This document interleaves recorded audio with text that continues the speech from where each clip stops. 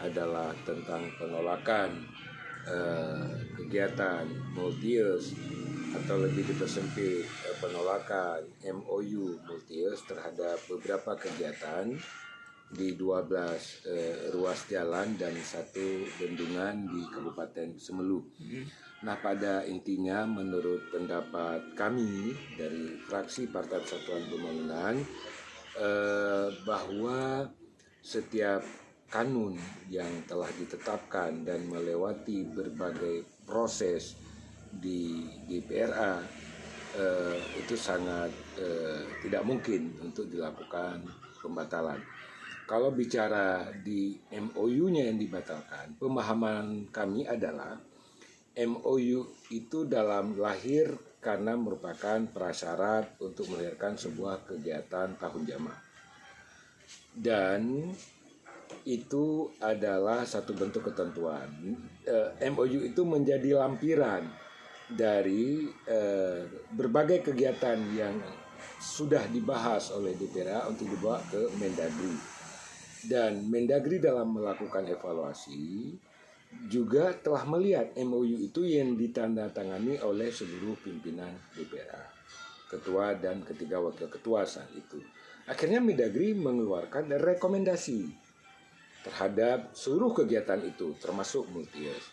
Dan di paripurna yang kami pahami pada saat itu, memang kami belum sebagai anggota DPR pada saat itu, tapi dari dokumen yang kami lihat juga tidak ada penolakan tentang itu.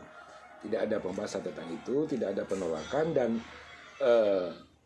intinya kanun itu disahkan dan tadinya sudah mendapat rekomendasi Mendagri, disahkan menjadi kanun nomor 12 tahun 2019 tentang anggaran pendapatan dan belanja Aceh tahun 2020, dan sekarang juga sudah di lembar daerahkan.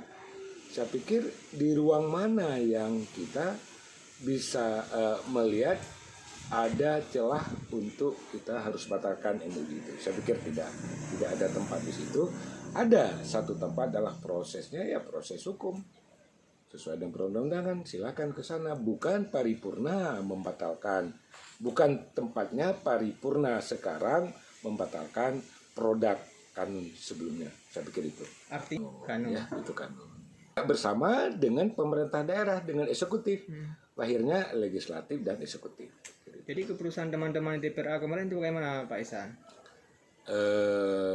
Kalau memang secara undang-undang tidak dibolehkan pembatalan secara voting. Nah, saya pikir ini adalah sebuah proses politik dan itu telah terjadi kemarin. Palu sudah diketuk, tapi barangkali menurut hemat kami ya kegiatan ini ya bisa jalan terus. Bisa jalan terus. Terhadap kegiatan ini, ingat saya dari zaman Profesor Ibrahim Hasan Gubernur, dilanjutkan Pak Syamsuddin Mahmud, Pak Abdullah Putih, sudah mencanangkan, sudah memprioritaskan kegiatan ini menjadi sebuah kegiatan yang monumental untuk mencegah isolirnya beberapa kawasan di Aceh dan untuk terjadi interkoneksi antar kabupaten, baik di dataran tengah, Gaya Lues, Banda Meriah, Aceh Tengah sendiri, kemudian Aceh Selatan, Singkil, kemudian Aceh Timur, Aceh Tamiang. Bagaimana kita harus pahami bahwa dari Gaya Lues menuju Aceh Timur yang selama ini harus mereka keliling lewat Sumatera Utara baru sampai ke Aceh Tamiang atau ke Aceh Timur. Hari ini dengan jalan dari Gaya Lues Pinding sampai ke Lokop, saya pikir akan terpotong akses yang sangat luar biasa, dan ini akan membawa multiplier efek kepada masyarakat yang sangat luar biasa. Pertumbuhan ekonomi, sosial dan sebagainya ini akan menjadi sesuatu yang paling positif. Yang kedua, persoalan di Semelu. Bagaimana teman-teman di Semelu dari Sinabang ingin ke Sibigu, Semelu Barat itu menempuh perjalanan harus mengenai bot, harus menggunakan speedboat, dan sangat luar biasa. Sementara kita Merdeka saja sudah puluhan tahun, mereka belum menikmati jalan yang bagus. Sementara mereka adalah bagian dari kita, rakyat Aceh. Nah, ada program ini, saya pikir akan terjawab semua tantangan itu. Plus lagi bendungan yang ada di situ, dengan sulitnya air bagi masyarakat di Semelu saat ini.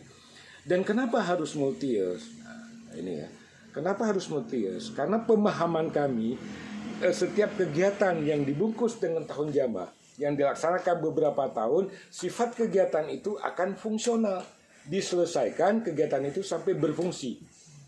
Fungsional. Saya pikir itu.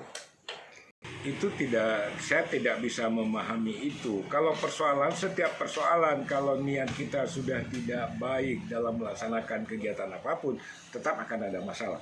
Tapi di saat kita ingin melakukan secara rule, kita ikuti aturan yang ada, saya pikir kita kenapa harus khawatir.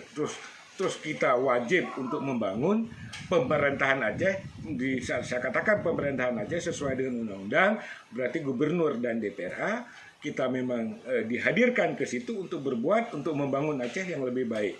Yang sebenarnya yang harus kita pahami dari setiap kegiatan itu tetap ada resiko.